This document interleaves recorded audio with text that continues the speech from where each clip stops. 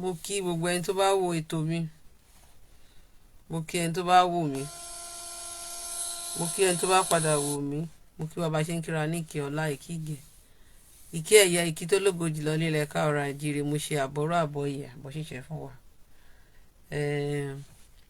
Ẹ rí àkọlé ètò mi lálẹ́ olóyè Sunday Ìgbòho MC Oluọmọ àti Ọ̀túnba Gani Adams Ààrẹ Ọ̀nà Kakanfò.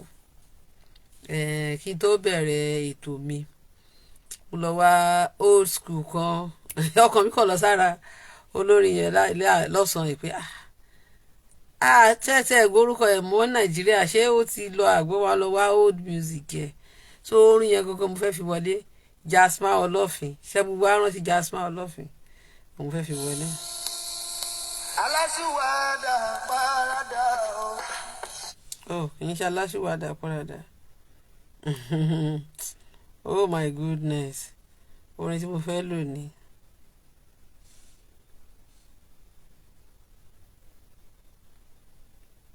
Ọ̀dí tí mo ṣe gbé orin yẹn jáde, ṣùkúṣùkú bámbám, ẹni tó bá wú kó bẹ́, lẹ́bù tó yẹ ká wà ń sìn nìyẹn. Ṣùkúṣùkú bámbám, ẹni tó bá wú kó bẹ́. Ẹ rí i pé àwọn tí mo fẹ́ ṣe prógráàmù fún, àwọn mẹ́ta yìí, àwọn mẹ́ta tí mo list yìí tí mo fẹ́ ṣe ètò fún ní àṣálẹ́ olóyè Sunday Ìgbòho ni olóyè Sunday Ìgbòho ni MC Oluọmọ àti Ọ̀túnba Gani Ààrẹ Gani Adams. Ààrẹ ló yẹ kí n kọ sí, Ààrẹ Ìbà Gani Adams. Mo sorry láti kọ Ọ̀túnba, mo máa tún kọ Ààrẹ Ìbà Gani Adams ló yẹ kí n kọ because status ti change. I'm sorry about that. Mo máa tún kọ tí n bá ṣe tán. So kí ni mò ń gbìyànjú láti sọ ni pé a rí pé àwọn mẹ́tẹ̀ẹ̀ta yìí, àwọn mẹ́tẹ̀ẹ̀ta wọ́n fẹ́ ní àwọn kọ̀ọ̀kan tó common peculiarities, you know. Àwọn mẹ́tẹ̀ẹ̀ta fẹ́ ní peculiarities but unfortunately àwọn mẹ́tẹ̀ẹ̀ta ni Ọlọ́run favour. Àwọn mẹ́tẹ̀ẹ̀ta ni Ọlọ́run favour. So the three of them wọ́n ní àwọn kan tó jẹ́ bí similarities tán ní ni pé àwọn mẹ́ta wọ́n jẹ́ ṣẹ́mọ̀, àwọn ìwọ́n máa ń lo èdè kan tó máa ń kàn wá ní pé ẹrú kú àbí nǹkan kan báyìí. Wọ́n jẹ́ ọ̀dọ́ tó start from nowhere ṣùgbọ́n tọ́lọ́run tó wá gbé wọn sókè, and tó yẹ pé they were able to control, wọ́n ní láti build the squad tí wọ́n lè control crowd, tó yẹ pé wọ́n ní àwọn tó yẹ pé tí ẹni tí bá fẹ́ ṣẹlẹ̀ tó bá ti pàṣẹ báyìí àwọn èèyàn máa dá wọn lóhùn. But mo wá rí there is one thing, nǹkan kan wà, àìsàn kan ló ń ṣe àwọn mẹ́tẹ̀ẹ̀ta. So àìsàn tó ń ṣe àwọn mẹ́tẹ̀ẹ̀ta yìí òun náà ni a máa analyse because time tá a wà yìí ojú ti là o, and then kan ojú ti là ju tí àwọn ará ìjà, àwọn àtọ̀húnrìn wá tí wọ́n bá lè máa fi àwọn bàbá wa, tí wọ́n bá lè máa fi wọ́n yangàn. Ṣùgbọ́n tí àwa tá a jẹ́ ọmọ, àwọn tó kó bá àwọn bàbá wa lẹ́rú, tó kó wọn lẹ́rú lè ní, wọ́n ń fi àwọn bàbá wa wọ́n fi ń yangàn, wọ́n fi wọ́n yangàn, wọ́n fi wọ́n ń pọ́n wọ́n àbọ̀ àwa tá a jẹ́ ọmọ. Tó bá ti di ọ̀rọ̀ kíní báyìí, gbogbo wa máa, àwọn ọ̀rọ̀ tá a máa ń sọ ó kù káàtó. Nígbà tí àwọn òyìnbó bá ń tẹfá, wọ́n á ya fọ́tò, wọ́n á post ẹ̀, wọ́n á máa fi boast. Ó kẹ́ wo orú ọdún fátán ṣe ní last year, gbogbo àwọn òyìnbó tó wá all over the world, ẹ wo bọ́n ṣe ń boast. Ṣùgbọ́n àwa bí káwa máa fi Kaaba boast, ká máa fi Jerusalem boast, Ọ̀ṣun Òṣogbo tiwa a lè fi wà proud, a lè fi tiwa proud o, ṣùgbọ́n a lè fi torí olórí proud, torí olórí tó yẹ pé kò jẹ́ kò mọ́ pàtàn wa pàtàn. Bàbá tiẹ̀ a lè máa tọrọ wa jẹ́ ká máa claim pé a relate mọ́ wọn, but nínú oral tradition wọn ò mọ̀ wá rí.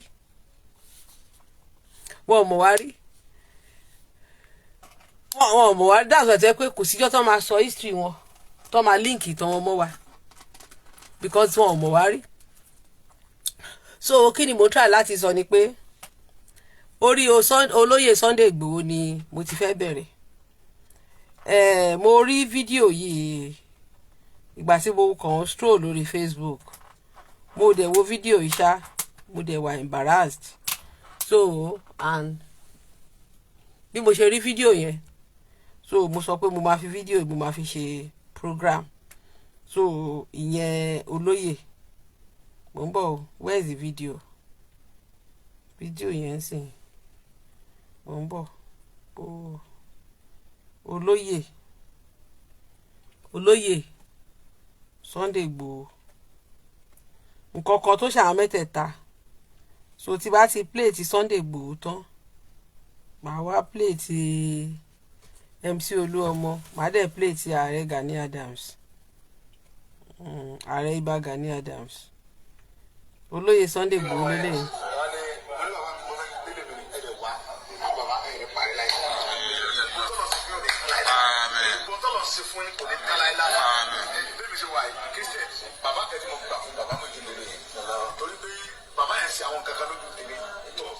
ẹjọ ṣáwọn èèyàn gbọ́ fídíò tí mo ń play yẹn. Olóyè Sunday Ìgbòho sọ pé Christian ni òun, ó ní bàbá kan ṣoṣo tóun gbà fún òun ni bàbá Muyideen Bello. ẹjọ ṣáwọn èèyàn ń gbọ́ fídíò yìí, ṣáwọn gbọ́ fídíò yẹn.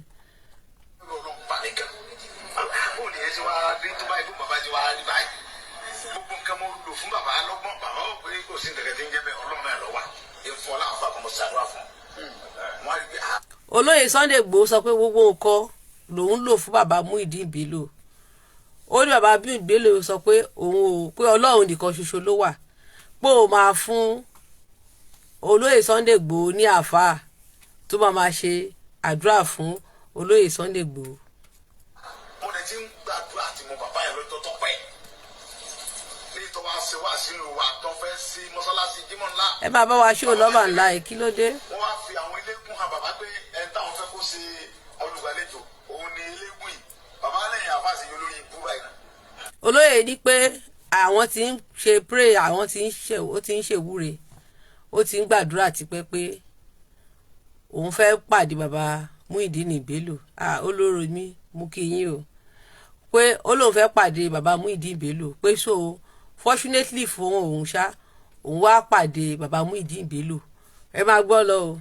nígbà tẹ́ fẹ́ sí mọ́sálásí ẹ wá ní eléégún ni olórí ibú ni ló bí eléégún yẹn tí mo wà.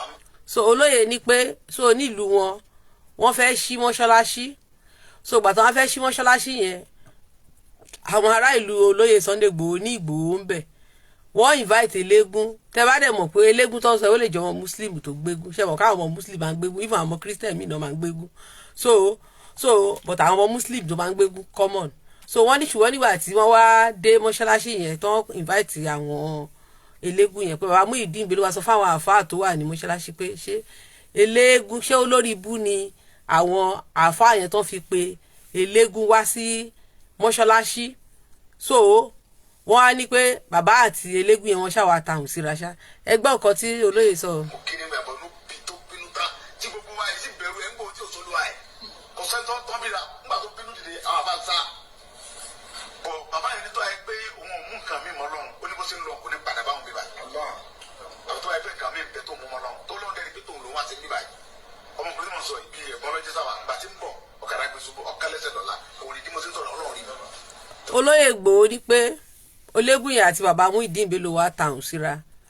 So bàbá Muyideen Bello wá sọ pé tóun bá mú nǹkan míì mọ́ Ọlọ́run tó lọ́hùn ló wá ṣe ní mọ́ṣáláṣí yẹn, wípé kí ọ̀kadà, pé ológun yẹn kò ní padà wá bá òun mọ́, wípé bélégún yẹn dẹ̀ ṣe ń lọ ọ̀kadà kán elégún yẹn lẹ́sẹ̀. Láti ìgbà náà elégún yẹn ò rìn mọ́, elégún yẹn ò rìn mọ́ torí pé bàbá sọ pé nǹkan tóun bá mú nǹkan míì mọ́ Ọlọ́run, tóun bá mú nǹkan míì mọ́ Ọlọ́run, nǹkan tóun wá ṣe. So nǹkan tí mo try láti sọ ni pé nínú tradition wa àwa ò mú nǹkan kan mọ́ Ọlọ́run, bóyá wọ́n mú nǹkan míì mọ́ Allah, because confusion gbà lélẹ̀. ìṣẹ̀ṣe wa nǹkan tó ti wà pẹ̀lú Olódùmarè òun nìkan náà mú mọ́. ẹ lè lọ sílé ìjùbà ifá kọ́ máa pe Muhammed wá láti foreign land ni wọn ò mọ̀ rí. ẹ lè délé ìjùbà kọ́ máa júbà Jésù, ẹ lè délé ìjùbà kọ́ máa pe Holy Michael. bí ó tẹ̀ jẹ́ pé àwọn oníṣẹ̀ṣe majority wọn ò mọ̀ yàtọ̀ láàrin Allahu àti Olódùmarè, because gbogbo wa náà sọ fún láti kékeré pé Olódùmarè ló ń jẹ́ Allah ní èdè Arab. ẹjọ́ ẹ bá mi máa show love and like. Olódùmarè ló ń jẹ́ Allah ní èdè Lárúbáwá, òun náà ló ń jẹ́ Yahweh ní Hebrew.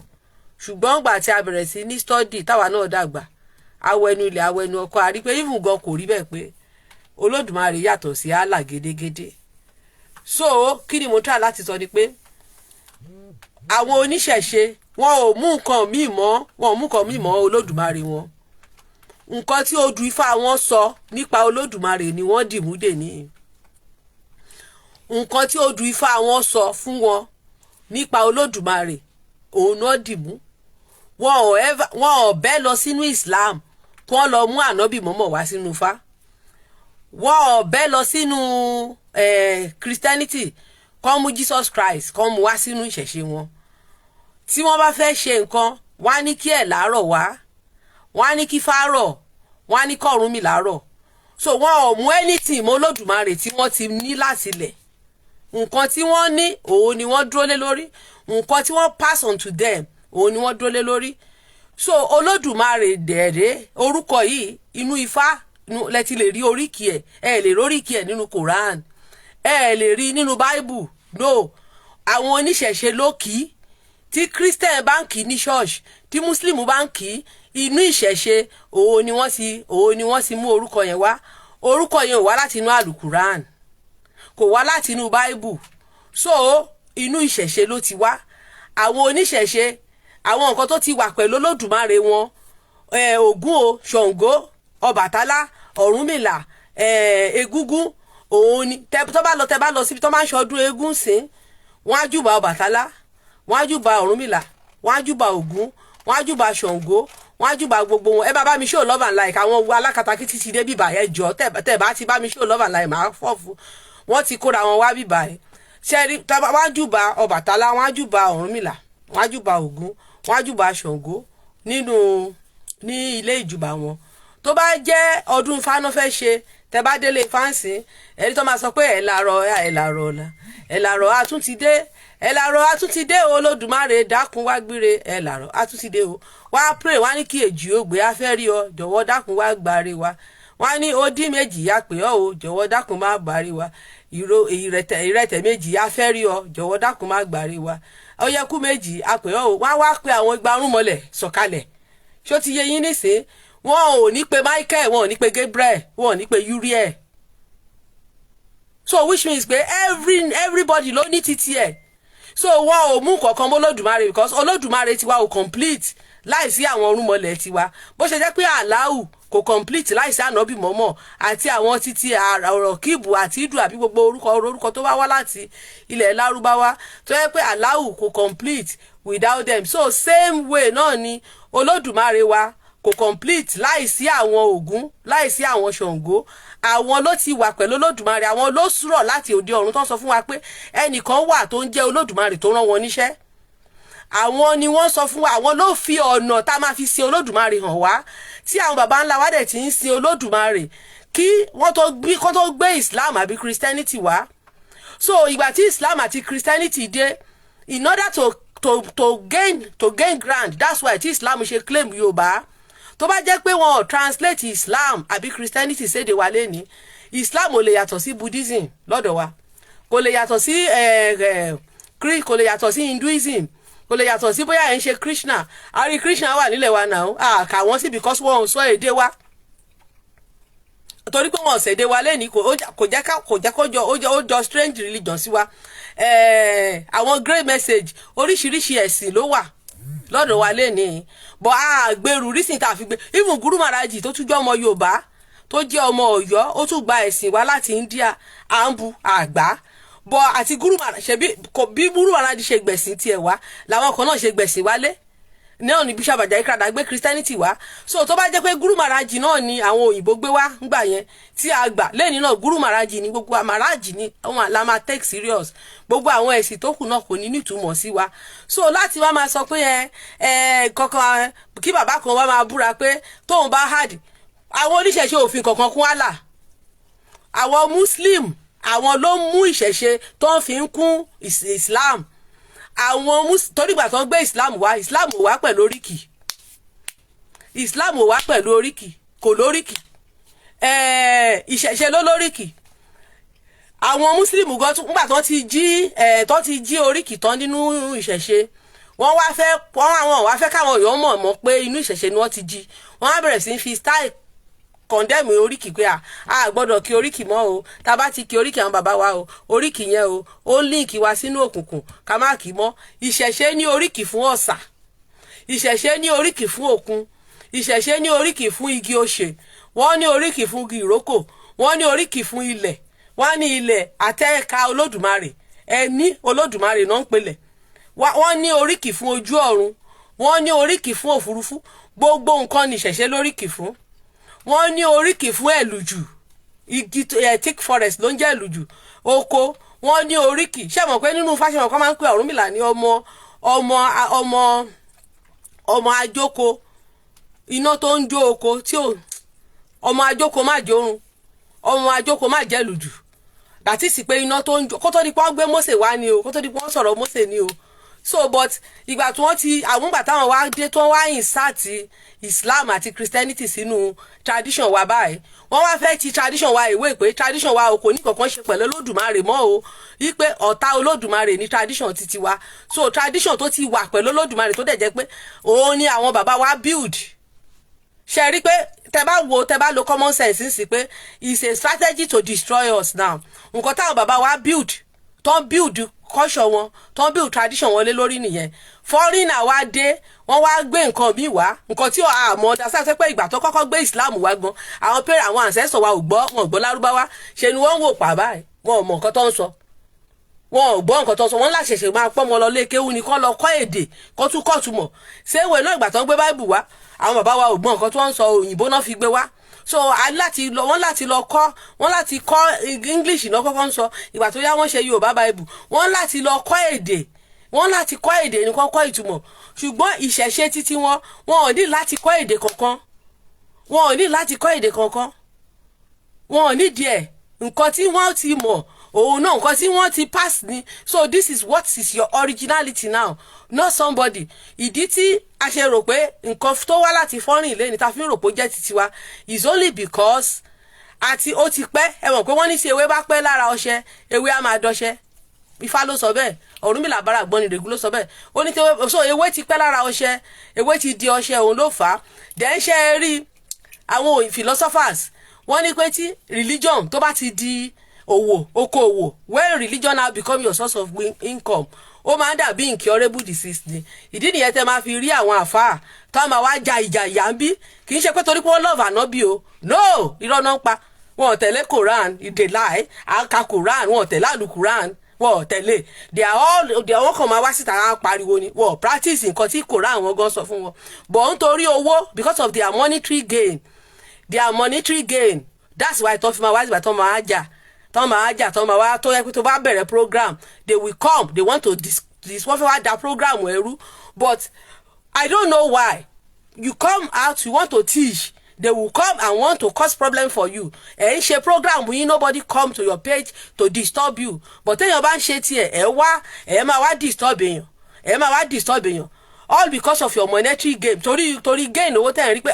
ó tún ti dé o hey kó má di pé ó kó àwọn ọmọ ìjọ mi lọ but láti bí 2000 bí 200 years ago àwọn kan náà wá tán wá kó àwọn bàbá wa kúrò lẹ́yìn àwọn bàbá wa àwọn tọ́lá dẹ̀ ń bára wa sọ ń bì báyìí truth là ń fi establish àníkẹ́ ẹ lọ sọ léde Lárúbáwá léde Mẹ́kà kẹsọ pé Lédùmarè bẹ́ẹ̀ àwọn ará Mẹ́kà sọ fún pọ́n mẹ́ni tó ń jẹ́ bẹ́ẹ̀ wọn tí ì bá sọ̀rọ̀ íńtánẹ́ẹ̀tì wọn ò gbọ́ orúkọ yẹn rí nílẹ̀ Mẹ́kà wọn ò gbọ́ rí ilẹ̀ Yorùbá náà ti ń pe Olódùmarè wọn ò ń pe ní Mẹ́kà so eléyìí tí olóyè ń sọ ń bí pé ipe bàbá sọ pé tóun bá mú nǹkan mímọ́ so bàbá wa sọ pé tóun bá mú nǹkan mímọ́ wọ́n dẹ̀ sọ pé ọmọ eléégún ni bàbá fúnra ẹ̀ ọ̀kadà wa kan eléégún yẹn lẹ́sẹ̀ so ìgbà tó ọ̀kadà wa kan so nǹkan tí mo wá ń try láti sọ sí ni pé bó ṣe wá jẹ́ pé bàbá gangan ni olóyè wa wish àti mọ̀ because tẹ bá play kìíní fọ́dà ẹni tí olóyè sọ pé ìgbà tóun dedicate ilé òun yí pé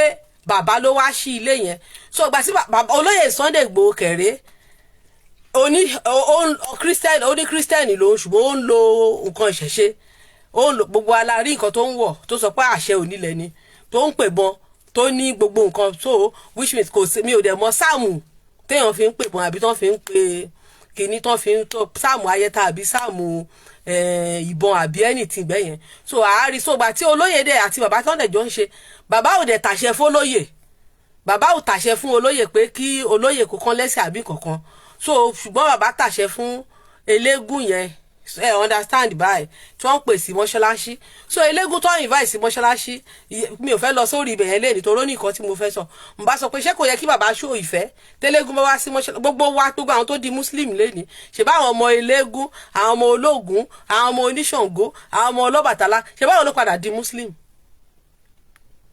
gbogbo mùsùlùmí tó jẹ́ ọmọ Yorùbá lẹ́ni tó o bá jọ ọmọ eléégún wàá jọ ọmọ ológun wàá jọ ọmọ oníṣàngó wàá jọ ọmọ àfàwọn tó jàtọ̀ ń rìn wá tí ò ní history people of no history àwọn kan wà tí ò ní ìtàn tó jẹ́ pé they came from bóyá bàbá wọn láti jọgbà táwọn bàbá wa ń rẹrú so bóyá wọ́n rà wọ́n ẹrú ni wọ́n gbà náà tí wọ́n rà wọ́n tó ń rà àwọn bàbá wọn so wọ́n dẹ̀ fáwọn bàbá wọn lórúkọ ṣe wọ́n pé ìgbà tó ń gbà wọ́n yàn wá lọ sí Amẹ́ríkà ẹ̀ rí i pé wọ́n fún wọn lórúkọ òyìnbó àwọn tó ń kó lọ sí Spain àwọn tó ń kó lọ sí South America wọ́n fún wọn lórúkọ Spanish wọ́n fún wọn lórúkọ Portuguese àwọn tó ń kó lọ sí America wọ́n fún wọn lórúkọ àwọn Western European ṣe rí bẹ́ẹ̀ yẹn so because ẹrú ó máa ń fún ọmọ ẹ̀ ní orúkọ àwọn bàbá tiwa náà ti ṣe rí so àwọn ẹrú wọn gbà yẹn tó ń fún lórúkọ wọn tó ń mí ń jẹ́ Fátókì mí ń jẹ́ gbogbo orúkọ tó ń fún wọn so ńgbà tí àwọn ẹrú yẹn dàgbà táwọn ọmọ ẹrú yẹn dàgbà so they are living together with us today so understand nǹkan tí mo ń try láti sọ ń sìn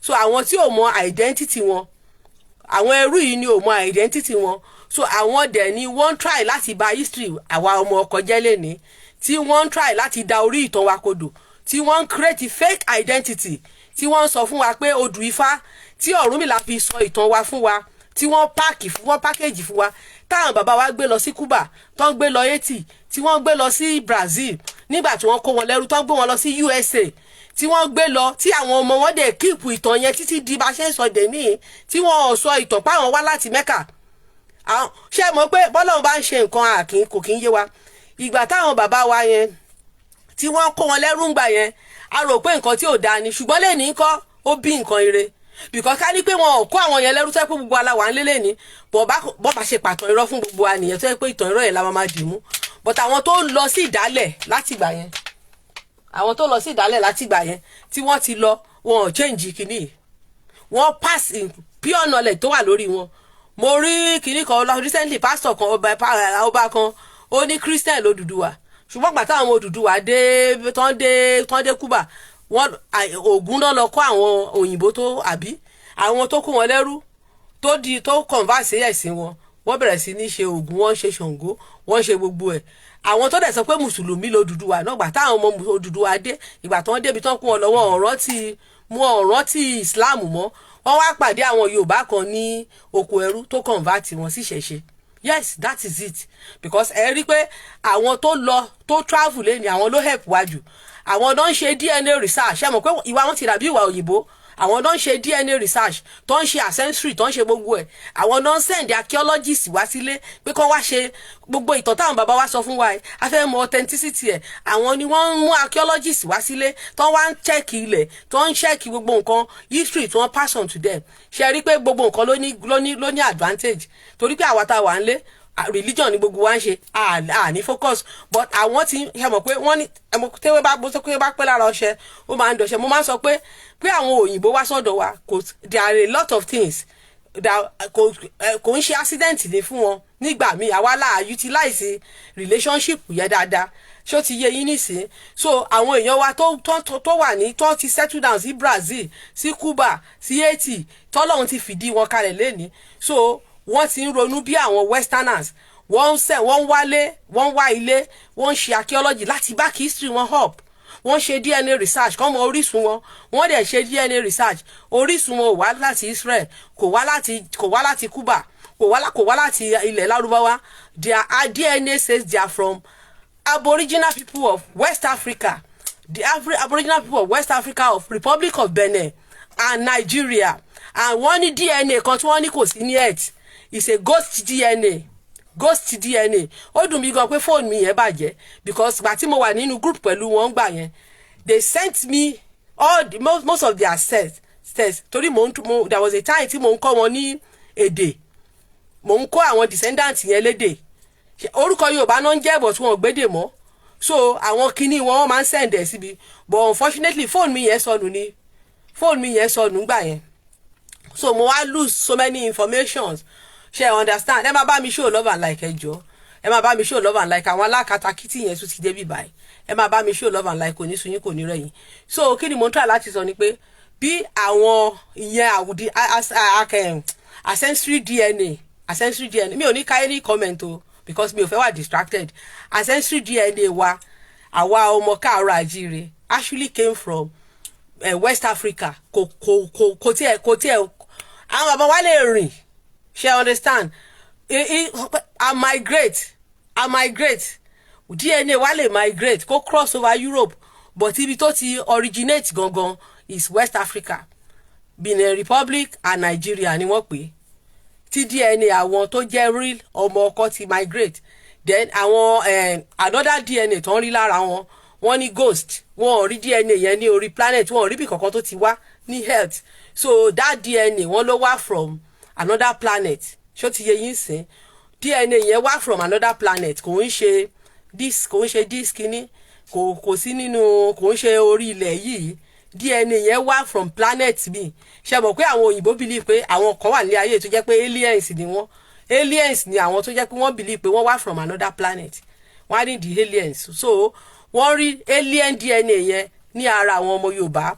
So ìyẹn DNA alien wọ́n rí lára wa. So àwọn tí mò ń bá sọ̀rọ̀, ẹ̀yin tẹ́ bá ti jẹ́ ojúlówó ọmọ ọkọ, ẹ̀yin ní kẹ́ tẹ́tí kẹ́ gbọ́ mi, kò ń ṣe àwọn tó jẹ́ pé wọn ò níran, wọn ò mọ history ara wọn, and they don't care, wọ́n fẹ́ bà yí àwa jẹ́. Ṣó ti yé yín nísìn? Ṣé mọ̀ pé àwa ta jẹ́ ọmọ ń sìn, ta ní DNA tó wá láti ọ̀dọ̀ àwọn baba ńlá wa, àti àwọn tó jẹ́ pé àwọn baba wọn ẹrú ni wọ́n, tó jẹ́ pé ẹrú làwọn bàbá wọn, tó bá kọ́ káwọn bàbá wọn lẹ́rú. Mi ò ṣe pé mo fi ń bú wọn, ẹ má bínú o. Tó jẹ́ pé bóyá ẹrú ni wọ́n, bóyá wọ́n travel, wọ́n rà wọ́n wálé, tó wá dàgbà sáàrin wa, àbí àwọn tó jẹ́ pé àwọn bàbá wọn wá, tó wá ṣòwò, tó settle down, tó àbá àwọn ṣe understand, tó wá settle down, tó jẹ́ pé they are not the real children. Mọ̀ pé yàtọ̀ wà láàrin ọmọ ọkọ àtọmọ àlè, àti understand, but both dàgbà pọ̀. So ìwọ tó bá mọ̀ pé ẹ̀jẹ̀ ọmọ ọkọ ló wà lára ẹ̀, then please listen attentively. Má jẹ́ kí wọ́n fi religion, má fi jẹ́ kó fi da orí ẹ̀rú. Some of these people, when they have grown up now, they are religious leaders, but wọ́n mọ history wọn, they actually know their history. Àwọn bàbá ńlá wọn ti sọ bọ́n ṣe jẹ́ fún wọn, and that is why tí wọ́n ṣe ń discourage àwa ọmọ ọkọ to lead us away from our history. Oríkì ẹ, very value it. Tó bá kí oríkì ẹ, you know who you are. Tó bá jọmọ òrìṣà ńlá nìyẹn, oríkì ẹ wá sọ fún ẹ pé ara Ọbàtálá ló ti wá. Tó bá jọmọ Ọ̀rúnmìlà, oríkì á jẹ́ kó mọ̀. Tó bá jọmọ Ògún, oríkì á jẹ́ kó mọ̀. Tó bá jọmọ Ṣàngó, oríkì á jẹ́ kó mọ̀. So these are the people tí wọ́n demonize àwọn ancestors wa, and àwa tá wá jẹ́ ọmọ ọkọ yìí, ta ní ẹ̀jẹ̀ yìí lára, tí a bá join hand láti máa ṣẹ́ ìpè fáwọn bàbá wa, a máa gba ègún, torí we have their gene. But àwọn tí ò ní gene wọn, tó bá ń ṣe kò lè affect wọn bí àwa. Ṣó ti yé yín nísìn? Ṣé mọ̀ pé irú Ògún bàbá ńlá wa ń sìn? Let me give you an example. Ifá tó sọ pé wọ́n dífá fún Ògún gbà tó lọ gbàrà nílé Olódùmarè, ipe Ògún gbàrà dé, gbogbo nǹkan tó ń pè ní irin nílé ayé yìí, Ògún la máa ń pè. Tó bá ní kéèyàn fi ṣíbí sẹ́nu sìn kó fi bọ́ sọ pé tó bá ní Ògún o, bàtà wà ń kékeré, tó bá ní kéèyàn búra pé téèyàn bá ń parọ́, wọ́n á ní òkè, wọ́n á ní fògùn sẹ́nu, wọ́n á ní kéèyàn fi ṣíbí sẹ́nu kó sọ pé irọ́ pé kò gùn parun, kò sẹ́ni tó máa fi ṣíbí sẹ́nu, tó máa ṣíbí lásán, ṣíbí ni o, bọ̀ tí rin ni. so irin lédè wa Ògún la máa ń perin. Àwa rí pé lẹ́nìí Ifá tó sọ fún wa pé Ògún lànà, láì sí Ògún lẹ́nìí kò lè sí wọn lè lànà. Tractor Ògún ni, plane Ògún ni, ship Ògún ni, gbogbo nǹkan anything irin Ògún ni. Then everything tá wá ń lò nílé ayé yìí ó máa gba inú Ògún kọjá. Kíní tó wà lọ́wọ́ mi ó máa gba inú Ògún kọjá. Fóònù tí gbogbo wa ń lò yìí ó máa gba inú Ògún kọjá. Everything aṣọ tí mo wọ̀ ó máa gba inú Ògún kọjá. Kò sí nǹkan tá a bá wá ṣe nílé ayé ibi tí ilé ayé wá advance dé nsìn, kò sí nǹkan tá a máa ṣe tí ò ní gba inú Ògún kọjá. Kò sí nǹkan tá a máa ṣe tí ò ní gba inú Ògún kọjá. So kí là ń try láti sọ ni pé àdé rí pé nínú history wa Ògún ti bẹ̀rẹ̀ ó ti bẹ̀rẹ̀ sí build civilization fún wa. Ògún ti bẹ̀rẹ̀ sí build civilization fún wa.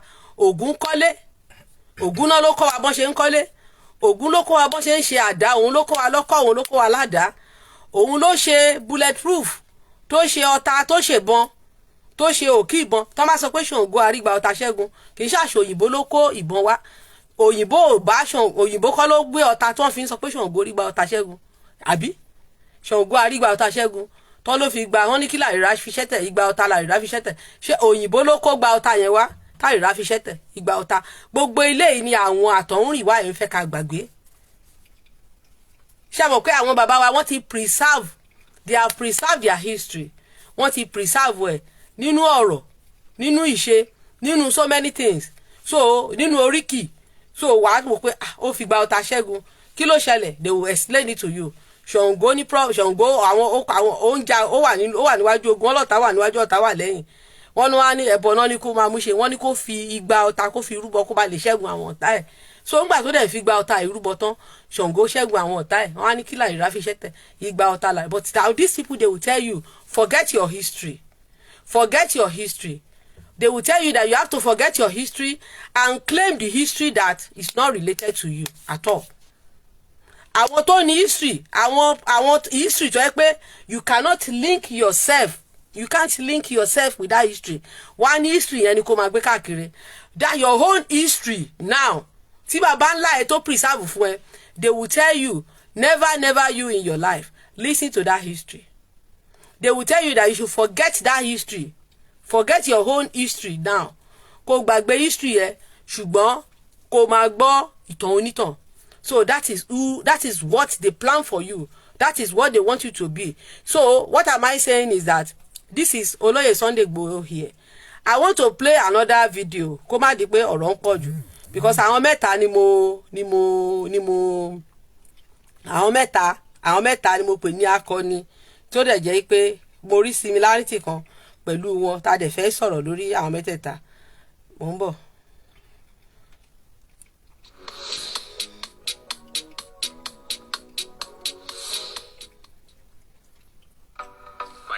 On YouTube, I catch the eye of my ideal customers at the right time.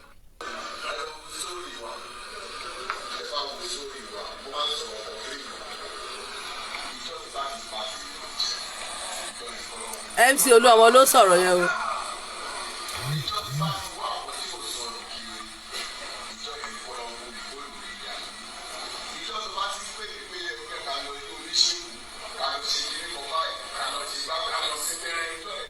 MC Oluọmọ níjọ́ tóun bá ti lọ sílé oníṣègùn àbíjọ́ tóun bá lọ síngbẹ́rẹ́ àbí kankan, ọjọ́ yẹn ni kí Ọlọ́run kó gba ẹ̀mí òun. Ṣùgbọ́n ǹjẹ́ MC Oluọmọ lè búra pé òun ò sí gbẹ́rẹ́ rí? Ǹjẹ́ MC Oluọmọ ṣó lè búra pé òun ò sí gbẹ́rẹ́? Ṣé MC Oluọmọ lè búra pé òun ò sí gbẹ́rẹ́? Because this is a story of MC Oluọmọ. Entertainers who come into the neighborhood to perform. MC Oluọmọ story ẹ̀ lélẹ́yìí tí wọ́n dé MC Oluọmọ légbò. Just like this. According to oral evidence given by him, he said despite all of this and his role of being a conductor, Number. got involved in the business of feet washing in the market for those whose legs were dirty from the hustling and bustling of transporting peppers and tomatoes, just like this. According to oral evidence given by him, all of this and his role of being a conductor in the street, he has never joined any of his contemporaries to smoke in their aim, take cigarettes, or even take alcohol. He shock you as he shocked me too. He said then he used to sleep outside, no home, no shelter. From that, he got so ill that it took him 1 year and 9 months to be okay. His legs could not fold and he was decaying at that time. But with local concussion and the help of an herbalist, he was treated by Baba Atofata, still that same Kuto area of Abeokuta, Isale Kuto to be precise. After he got healed, he moved back to Oshodi. He already joined those... So, wọ́n gbà tí MC Oluọmọ fi sick, interview tó ń ṣe pẹ̀lú MC Oluọmọ ni. MC Oluọmọ lọ ọdún kan lọ́dọ̀ Baba Kuta ní Abeokuta. Baba Kuta tọ́jú MC Oluọmọ traditional man. Wọ́n tọ́jú MC Oluọmọ. Bọ̀ ẹ wo nǹkan tó Oluọmọ sọ ńbẹ̀ yẹn. Òun ò já ewé, òun ò já igbó. Ìjọ tóun bá ti sín gbẹ́rẹ́, ìjọ náà nìkan lọ́hùn gbẹ̀mí o. But this is the same man that this is his interview with the story collected from him. Ipe ìgbà tó sick, ìgbà tó ṣèṣe, when in the time, ipe àwọn oníṣẹ̀ṣe lọ rescue ẹ̀.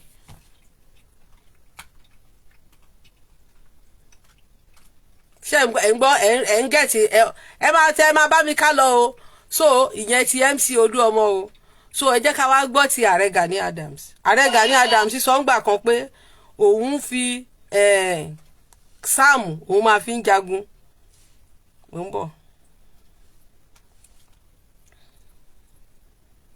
Mo ń bọ̀.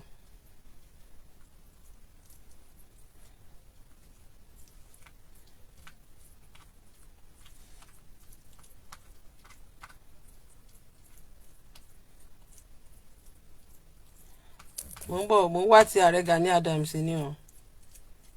Mo ti play ẹ̀ lẹ́ẹ̀kan. Èyí tó ń ṣe last yìí ni mo ti fẹ́ play. Ṣé okay yẹn kọ́.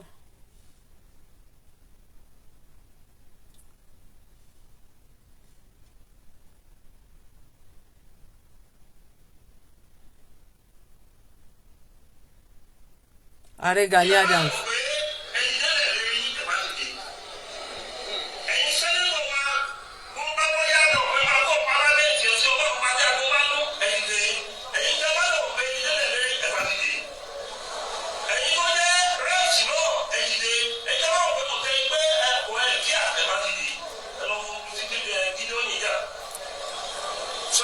ọ̀tún wa Ààrẹ Ọ̀nà Kakanfò ilẹ̀ Yorùbá ó ń bá àwọn ọmọ Yorùbá sọ̀rọ̀ ó ní kán lọ wo ogun tí Gídíónì jà ẹjọ́ kí ló kàn wá pẹ̀lú Gídíónì.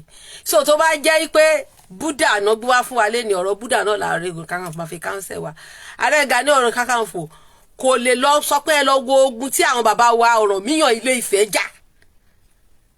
Kò lè rí àwọn akọni wa, kò lè rí wọn fi ṣe example. Ṣùgbọ́n Gideon tí àwọn òyìnbó wá sọ ìtàn ẹ̀ bóyá rọ́ bóyá òótọ́ òun ni Ààrẹ Gani Adams fi ń ṣe evidence olúfin ṣe history fún.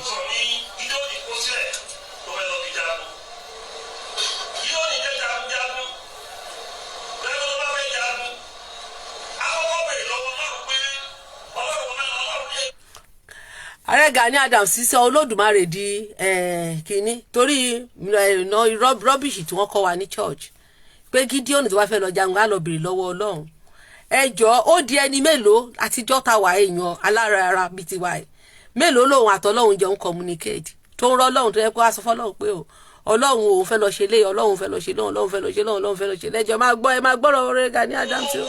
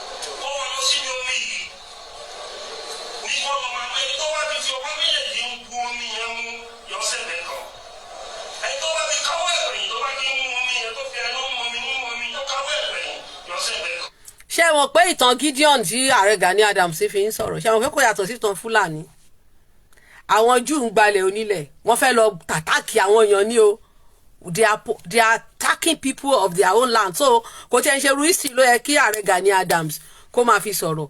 So kí ni mo try láti sọ ni pé Ààrẹ Ọ̀nà Kakanfò alàgbà kínní ni bọ̀ orí position tó wà yẹn ìyẹn Ọ̀túnba Gani Adams ààrẹ Gani Adams ṣé bíbélì náà fi gbé ipò yẹn fún ṣé bíbélì náà fi gbé fún àbí ààrẹ Ọ̀nà Kakanfò àkọ́kọ́ ṣé bíbélì ló ń kà àwọn nǹkan tí ò jẹ́ ká àwọn nǹkan ṣé understand nǹkan tí mo try láti sọ àti MC Oluọmọ àti Sunday Ìgbòho àti Gani ó yẹ kó jẹ́ cultural ambassador. They are supposed to be cultural ambassador. Àwọn Júù tí ààrẹ Gani Adams tí wọ́n fi ń ṣe tí tó di pé àwọn fi ń ṣàwòkọ́ṣe àwọn Júù lélẹ́yìí mò ń bọ̀ o àti kékeré náà ti ń kọ́ wọn bọ́n ṣe ń yìnbọn àwọn Júù lélẹ́yìí àwọn Júù lẹ́rí àbí kí lẹ́rí táwọn ọmọ gbé dání ìbọn kí lẹ́rí táwọn ọmọ Júù gbé dání wọn ò ka sáàmù fáwọn ọmọ wọn àwọn ló kọ báìbù o kí lẹ́rí tán gbé dání wọn ò ṣe máa ka sáàmù kékeré náà ti ń kọ́ ọmọ wọn ní ìbọn yìnyín ṣe rẹ́ ọmọ kékeré ọmọ tí ò ti ṣe kínní wọ́n gbébọn sí lọ́wọ́ àwọn ló kọ bíbélì o wọn ò kọ́ ọmọ wọn ní sáàmù wọn ò kọ́ ọmọ wọn ní sáàmù wọ́n prepare àwọn ọmọ wọn nǹkan tí wọ́n gbójúlé lélẹ̀ tí wọ́n fi ń control. So kí ni mo try láti sọ ni pé nǹkan tí mo fẹ́ bring out yìí báyìí ni pé ṣe rí foreign faith ó ti fún wa ní inferiority complex débi pé a lè fi àwọn bàbá tiwa boast a lè fi nǹkan títí wa a lè fi yangàn ìdí nìyẹn tí lẹ́sẹ̀ máa sọ pé àwọn kan ò fi nǹkan kún Ọlọ́run mo ṣe ń sọ yìí pé kò sóníṣẹ̀ṣe tó fi nǹkan kan kún Olódùmarè wọn ò dẹ̀ fi nǹkan kan kún Àláù oníṣẹ̀ṣe ò fi nǹkan kan kún Àláù because wọn ò sọ ìtàn pé Àláù rán àwọn ọ̀rúnmọlẹ̀ níṣẹ́ Èdùmàrè tí wọ́n ti ń pè kó tó di pé Christianity àti Islam dé òun ni wọ́n ń pè Ọlọ́bàtálá òjúbọ Allah tẹ bá sọ pé wọ́n gbára wọn ò dẹ̀ sọ nínú tradition wọn pé Ògún o wípé ó ju Ọlọ́run lọ wọ́n sọ pé àwọn ni àwọn ń rí tó ń rán sólódùmarè wọ́n ní ìdálù níṣèlú báyìí là ń ṣe nílẹ̀ wa èèwọ̀ ní níbòmíì àwọn mùsùlùmí wa tó bá ń pray wọ́n á ní lọ́lá ànábì wọn mọ̀ọ́mọ̀ àbí ṣọkọ́sọ́lá ànábì wọn mọ̀ọ́mọ̀ wọ́n á pa ẹran wọ́n á ṣe gbogbo ẹ̀ lọ́lá ànábì mọ̀ọ́mọ̀ àwọn oníṣẹ̀ṣe náà ń pa tiwọn tẹ bá sọ pé oníṣẹ̀ṣe gbẹ́ ère òkúta tẹ̀yìn lọ ńlá ńkọ́ ṣé kìí ṣèrè lòkúta ni òkúta yẹn wọ́n tún máa ń paint ẹ̀ tó bá ti parí pilgrimage wọ́n á tún kùn ní black wọ́n máa ń repaint ẹ̀ ní black ẹ lọ google ẹ̀ lórí internet bọ́n ṣe ń take care blackstone ẹ̀ rí wọn bọ́n ṣe ń kùn àwọn tó lẹ̀sìn àwọn ló gbé síta torí tó bá ṣe pé àwọn Yorùbá ló wà ní Kaaba wọ́n ò ní jẹ́ kọ́ mọ̀ bọ́n ṣe ń ṣe wọ́n á tún nǹkan wọn kùn dáadáa wọ́n á tún paint ẹ̀ wọ́n ń tọ́jú nǹkan wọn same way náà bí àwọn Islam yẹn bọ́n ṣe ń preserve títí wọn náà làwọn oníṣẹ̀ṣe náà ń preserve heritage wọn. So eléyìí tó wá di pé lè ní kí àwọn ọmọ nígbà táwọn ọmọ bá ní ìṣòro tó ń rán lọ báwọn bàbá wọn táwọn bàbá wọn dẹ̀ tẹ́wọ́ gbà wọ́n tó wà lẹ́yìn wọn wọ́n wá dé ta ojú á máa tì wọ́n láti lè boast pé this is he wọ́n á máa ṣe àwọn àjòyè alájẹsẹ́ tó bá yẹ pé kùrùsù ìbọn wà àwọn Árábù ló yẹ kó ní kì í ṣe àwọn Yorùbá tí Yorùbá bá sọ pé àṣírí ìbọn wà nù Kùránì irọ́ ló ń pa àwọn tó kọ Kùránì ò láṣírí ìbọn wọ́n ṣe máa jẹ́ pé ẹ̀yin á jẹ́ pé irọ́ lẹ ń pa àwọn nǹkan kan wà tó ti sọ fún wa ní ṣọ́ọ̀ṣì ìgbà kan tèmi gan ò gbàgbọ́ mọ́ ìgbà tí mo study àwọn Júù tí mo rí pé gbogbo kìíní yẹn àwọn Júù gan ò mọ̀ mo mọ̀ pé wọ́n dọ́gbọ́n sí ni mo ṣe máa ń sọ pé tó wáyé pé mo kéré tó wáyé pé mo ti expose irú gbogbo àwọn fọ́ndì fada wa tá a gbọ́ ìtàn wọn gbà yẹn bá ń béèrè àwọn question lọ́wọ́ wọn sí pé báwo ló ṣe happen báwo ló ṣe happen. So irú àwọn wọ̀nyí sì tó yẹ kán jẹ́ cultural ambassador tó yẹ kán fi àwọn bàbá ńlá wọn tó yẹ kán fi proud wọn ò lè fi ṣùgbọ́n tán bá tẹ́bí bá ń pa wọ́n wá lọ jẹun ṣùgbọ́n tán bá dèta wọ́n á máa gbé ògo fún foreigner. Ẹ jọ̀ọ́ báwo lẹ ṣe fẹ́ gbogbo iyì tẹ́ lè gbà pẹ̀lú ìwà tẹ́ ń hù yẹn iyì yín ò lè kọjá Nàìjíríà torí ní Nàìjíríà ẹni tó bá ti ń fi ancestor wọlẹ̀ òun ló gba yìí Nàìjíríà ṣùgbọ́n ní global world ẹni tó bá ń pọ́n ìran ẹ̀ lé òun ló ń gba yìí. Ìdí nìyẹn tó fi jẹ́ pé pope kúnlẹ̀ pope tẹ́wọ́ síwájú bàbá Wándé Abímbọ́lá pope tó jẹ́ olórí Christian faith ó tẹ́wọ́ méjèèjì síwájú bàbá Wándé Abímbọ́lá. Yes tí bàbá Ṣọlá Gbadé Pópóọlá tán bá lọ sí Amẹ́ríkà tẹ bá rí báwọn òyìnbó ṣe máa ń gbé wọn tẹ bá rí báwọn òyìnbó ṣe máa ń gbé bàbá àwọn òyìnbó tẹ bá rí bó ṣe máa gbé bàbá Ṣọlá Gbadé Pópóọlá ẹ sọ pé bàbá jù bẹ́ẹ̀ lọ ẹ sọ pé bóyá bàbá jù bẹ́ẹ̀ lọ. So Onírìṣà lọ sí Cuba ó lọ sí Brazil ńjọ́ sí ó lọ sí parliament because torí pé ó identify ara ẹ̀ mọ́ bàbá ńlá ẹ̀ òun ni wọ́n ṣe pọ́n Onírìṣà lé. Àwọn pásítọ̀ tó ń ṣe àwọn àbá tó ń ṣe rẹ́dẹ̀rẹ̀dẹ̀ ńlé tí wọ́n ń fi ancestor tí wọ́n fi ń ta tó bá jẹ́ pé Onírìṣà náà wà tó Onírìṣà jọba yẹn kọ́ Onírìṣà máa tún ẹ̀yìn àwọn bàbá ńlá wa ṣe kọ́ Onírìṣà náà máa ṣe bí àwọn ọba míì tó ń fọwọ́ sí júwe ilé bàbá wọn. Ṣé ẹ rò pé Brazil máa invite Ọọ̀ni débi kọ́ ní ti máa bá wọn ṣe meeting ní parliament? Ẹ mọ̀ bí Brazil ṣe tóbi. Brazil is one of the largest country in the world. Ǹjẹ́ Ọọ̀ni máa jòkó sí parliament? Ṣé Onírìṣà máa wà ní parliament? Ṣé Onírìṣà máa wà ní parliament? Ṣé àwọn Brazil máa pé Ọọ̀ni?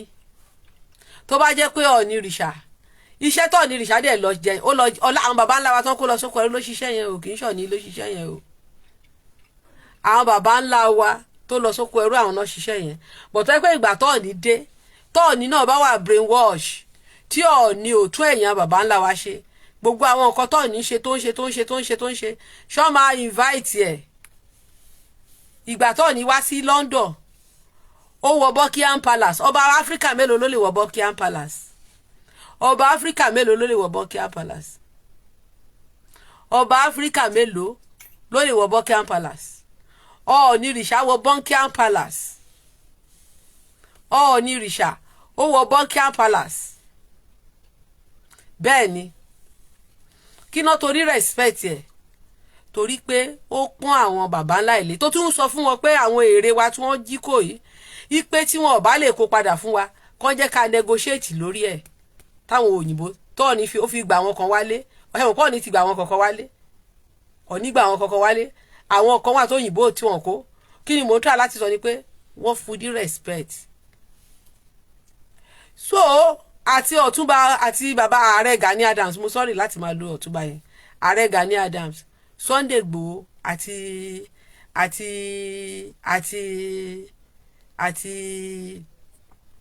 àti MC Oluọmọ gbàtẹ́ bá identify ara yín mọ́ àwọn bàbá ńlá yín ìgbà yẹn gan lẹ máa gba yìí ẹ gba yìí lóde ọ̀run ẹ tún ní mọ́ iyì. Àwa kan la gbọ́dọ̀ ṣe rí gbogbo àwọn nǹkan tí wọ́n ti inferiority complex wọ́n ti build àwa kan la máa break genes yẹn. Ṣé mọ̀ pé abnormalities ló máa ń di normal? Ìgbà tí abnormalities pé ká máa ṣépè fáwọn ancestors dé àwọn bàbá wa kan máa rí gbogbo àwọn tó bá hùwà yẹn bí gbà yẹn pé irú àwọn èèyàn gbó lélẹ̀ irú àwọn èèyàn wo lélẹ̀ but ìgbà tó wá pé abnormalities yẹn di gbogbo wa dàgbà mọ́ sí ó dàbí norm. So ẹni tí ó bá fẹ́ change society you don't follow the norm of the system. If you want to change society you cannot tó bá follow the norm of the system you cannot change the society. You can't change the society when you are following the norm of the system. Only change society when you are following that norm. So you have to be abnormal to that society, of which I am abnormal to that society now. I am abnormal to the society that demonize my forefather, that blackmail my forefather, tó ń pa àwọn baba ńlá mi lórúkọ burúkú, that demonize my tradition because I see my tradition as the best. Yes, tèmi àwọn baba tèmi, they are the best ancestors in the world, and àwọn baba tèmi wọn ò fi kankan kún Olódùmarè. Egungun, Ifá sọ pé egungun tọ̀run bọ̀ wá sóde ayé, àbí kìí ṣe nǹkan tó ń pe egungun nìyẹn. Àrùn mọ̀lẹ̀ gbóná ti gbá wọn lọ́rùn, wọn ọ̀nà wá látàlùjọ́ náà. Àwọn Muslim ló ń sọ àlùjọ́ náà di ọ̀run àwọn ọ̀rúnmọlẹ̀. So irúnmọlẹ̀ àwọn oníṣẹ̀ṣe sì wọ́n sọ pé àwọn lọ sí àlùjọ́ náà. Kò sí oníṣẹ̀ṣe tó máa sọ pé tí èèyàn bá tó oníṣẹ̀ṣe bá papòdà wọn á lọ́dọ̀ ọ̀run alákejì. Ṣé wọ́n sọ pé ó dà àlùjọ́ náà alákejì? Kò sí nǹkan tó ń jẹ́ bẹ́ẹ̀. Àwa láwa confused. So that confusion la ní láti stop. Ìjọ tá a bá ti stop confusion ilẹ̀ máa mọ̀ pé oníṣẹ̀ṣe ò mú anything mọ́ Olódùmarè wọn. Nǹkan tí Olódùmarè wọn ti fún wọn ni wọ́n ń tẹ̀lé. Same way àwọn Muslim wa, àwọn Muslim ló ń mú oríkì Ògún, tó ń mú ti Ṣàngó, tó ń mú tọ̀rúnmìlà, tó ń mú gbogbo ẹ̀, tó ń mú wọ mọ́ṣáláṣí. Àwọn Christian ló ń mú gbogbo oríkì Ọbàtálá, Ọya, Ọ̀ṣun, àwọn ló lọ ń kì í ní church.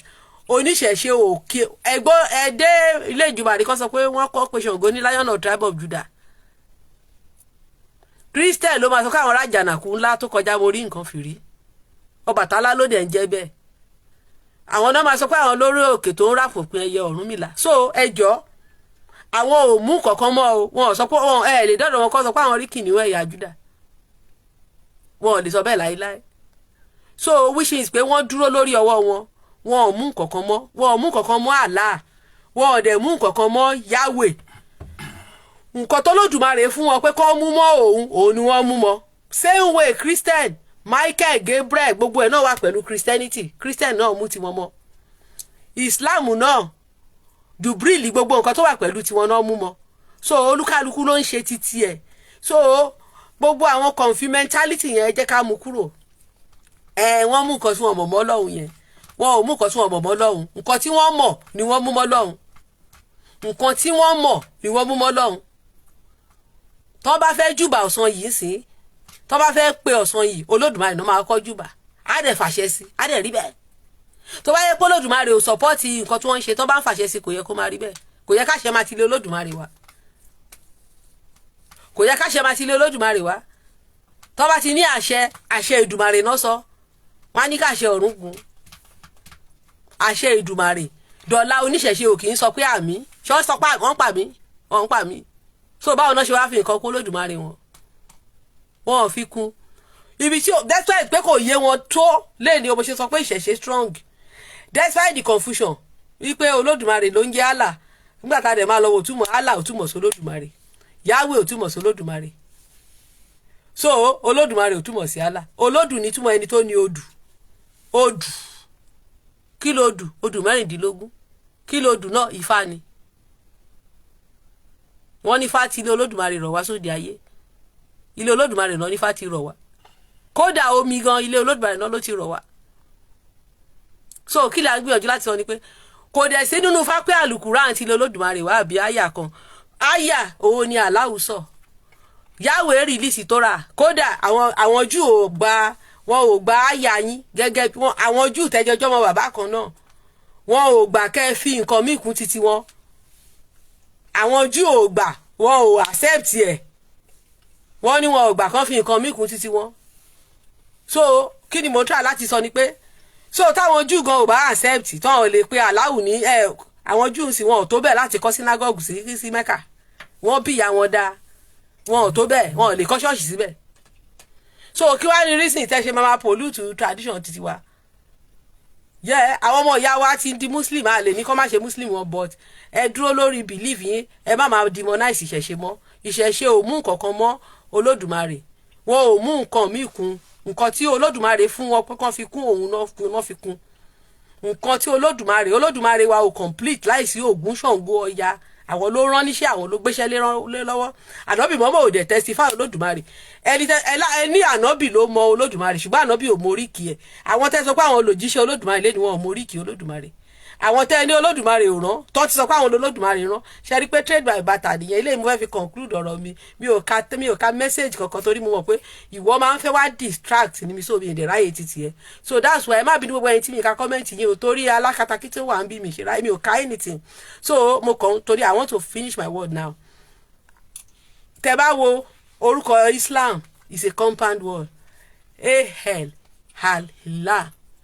Allah La is a compound word. Tó máa sọ pé Allah. La Ilah gangan ni orúkọ Islamic God. Ilah yẹn tó bá papọ̀ wọ́n silence Ilah. Tẹ́ bá lọ sáwọn Syria Ilah ló máa ń pè.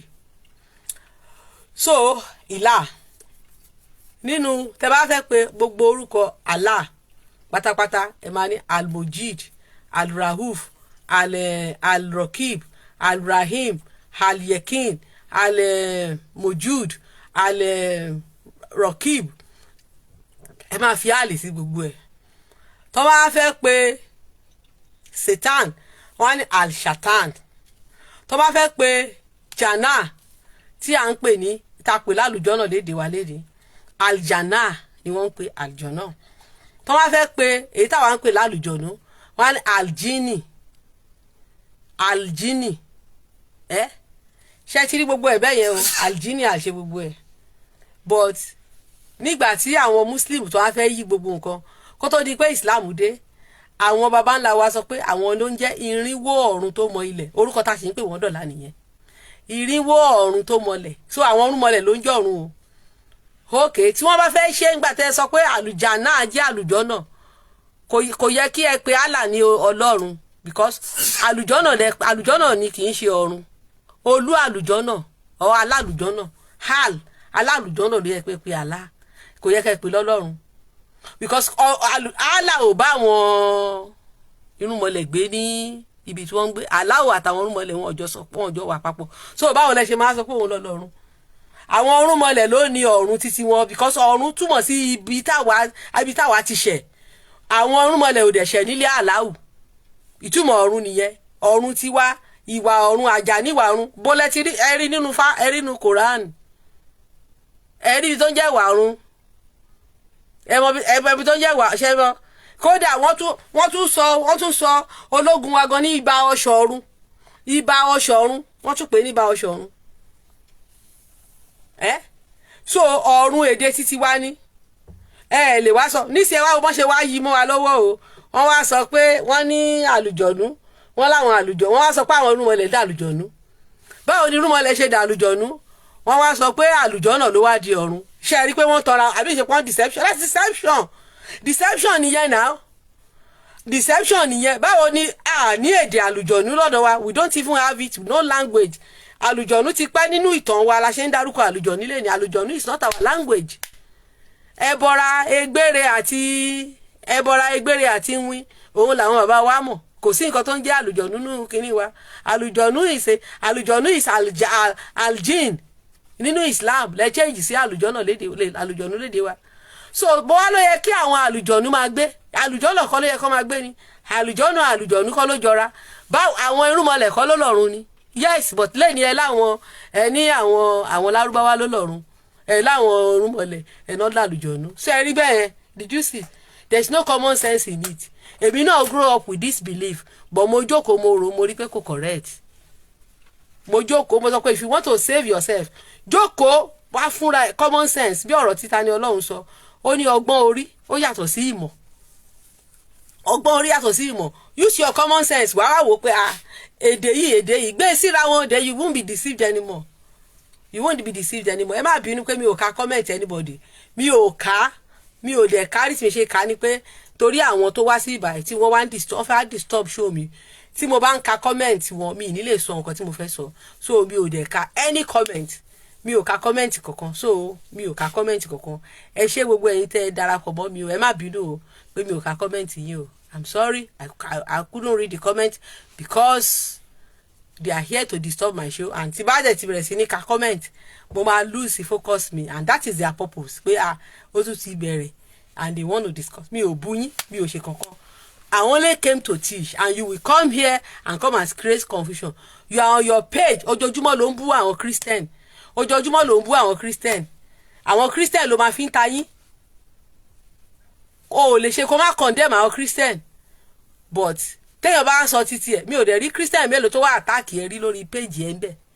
Even having raised in Christian faith, tí n bá sọ pé ẹ̀sìn ẹ, according to bọ́n ṣe bring you up, any religion tó bá dé lẹ́yìn Christianity is fake. So, but I've never come to attack your page. But anytime I'm here, you will come and be attacking me. Kí ló dé? Kí ló dé? I should not speak. I should not teach. Coming just to teach, to teach. You will come here and be fighting as defending your own. It's just you are only fighting for your pocket. You are fighting for your pocket, because even according to Quran, sure gan pon lọ àlùjọ́nà. Only Allah knows who is going to àlùjọ́nà. You are wasting your time. Kírun o. Surah chapter 2 ti sọ pé Allah don't choose. Only Allah ló máa choose ẹni tó bá lọ sọ́run. It's not going to àlùjọ́nà, not Ọlọ́run, kì í ṣọ̀run tiwa. Àwa automatic citizen ọ̀run là wá. Only Allah ló máa choose ẹni tó máa lọ sí àlùjọ́nà. Kò ń ṣe irun ẹ̀kọ́.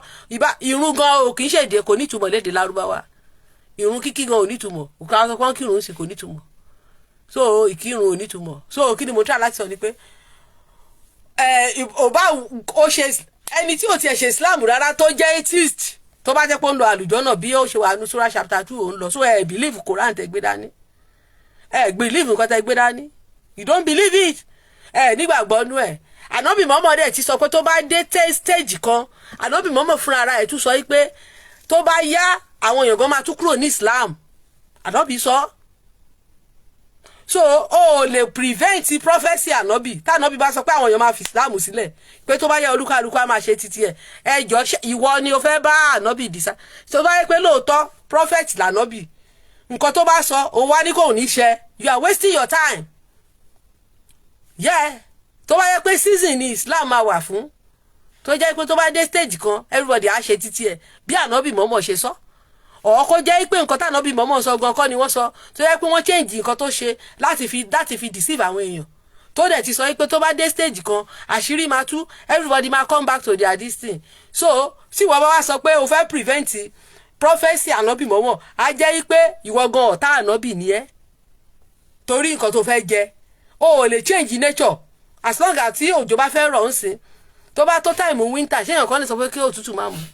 So o lè change nature. Tó bá yẹ pé prophet ni Ànábì Muhammad tó dẹ̀ jẹ́ tó dẹ̀ ti sọ̀rọ̀ pé àwọn nǹkan kan báyìí máa ṣẹlẹ̀, àwọn nǹkan kan báyìí máa ṣẹlẹ̀. So bá dé stage yẹn tó ń ṣẹlẹ̀, ìwọ wá fẹ́ stop wẹ̀.